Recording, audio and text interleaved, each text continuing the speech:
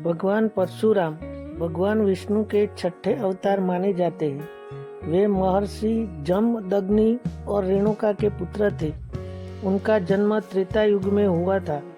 परशुराम का नाम परशु यानी फरसा कुल्हाड़ी और राम से मिलकर पड़ा, क्योंकि उन्हें भगवान शिव से दिव्य परसा प्राप्त हुआ था। महर्षि जमदग्नि एक महान ऋषि थे और रेणुका माता अत्यंत पतिव्रता नारी। परशुराम का जन्म ब्राह्मण कुल से हुआ, लेकिन स्वभाव में वे क्षत्रिय वीरता के प्रतीक बने। बचपन से ही वे वेदों के ज्ञाता और शस्त्र विद्या में निपुण थे।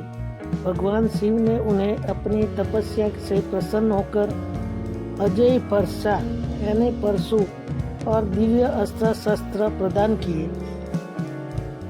त्रेता युग में हर्यवंशी राजा सहस्त्रबाहु अत्याचारी बन गया था। वह अपनी शक्ति से प्रजा को सताता था। एक बार उसने महर्षि जमदग्नि के आश्रम से जबरदस्ती कामधेनु गाय छीन ली।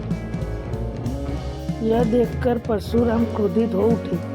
उन्होंने अपने फारसे से कार्तवीर्य अर्जुन का वध किया और कामधेनु को वापस लाए।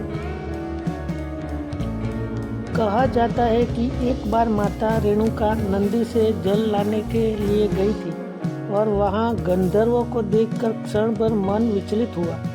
महर्षि जमदग्नि ने यह भाप लिया और अपने पुत्रों को आज्ञा दी कि वे माता का वध करें।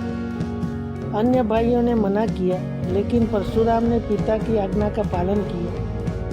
तब तत्पश्चात महर्षि जमदग्नि ने प्रसन्न होकर उन्हें वर दिया और माता को पुनः जीवित कर दिया था। कार्तवीर्य अर्जुन के पुत्रों ने प्रतिशोध में महर्षि जमदग्नि का वध कर दिया था। इससे परशुराम अत्यंत क्रोधित हुए। उन्होंने संकल्प लिया कि वे धरती को क्षत्रियों से मुक्त करेंगे। उन्होंने 21 बार पृथ्वी को क्षत्रियों से विहीन किया, इसलिए उन्हें क्षत्रिय संहारक भी कहा जाता है। भगवान परशुराम और अयोध्या के राम मर्यादा पुरुषोत्तम का भी प्रसंग आता है। जब सीता स्वयंवर में राम ने शिव धनुष तोड़ा, तब परशुराम वहां प्रकट हुए और राम को चुनौती दी। राम ने विनम्रता और धैर्य से परशुराम को शांत किया और यह दिखाया कि वे विष्णु के ही अवतार हैं। तब परशुराम ने अपनी दिव्य शक्तियों राम को समर्पित की और स्वयं तपस्या में लीन हो गए। परशुराम को अमर अजर माना जाता है। कहा जाता है कि वे आज भी जीवित हैं और महेंद्र पर्वत पर तपस्या कर रहे हैं। भविष्य में वे भगवान विष्णु के कल्कि अवतार को शस्त्र विद्या सिखाएंगे। भगवान परशुराम का महत्व यह है कि वो अन्याय और अत्याचार के विरुद्ध खड़े होना। वे ब्राह्मण होते हुए भी क्षत्रिय धर्म निभाते थे।